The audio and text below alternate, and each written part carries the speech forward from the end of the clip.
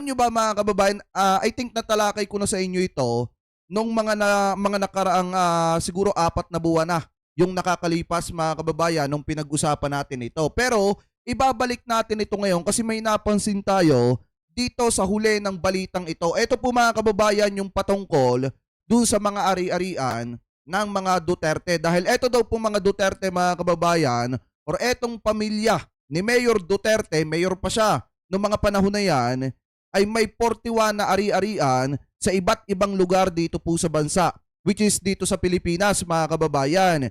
Ngayon, hindi lamang yung patungkol dyan sa mga ari-arian na yan, yung pag-uusapan natin. Ang pag-uusapan natin dyan, yung mga kababayan, yung nasa parte ng huli ng balitang ito na kung saan inilabas naman pala talaga ni Duterte yung kanyang bank statement. 'Di ba pagka ipinakita mo yung bank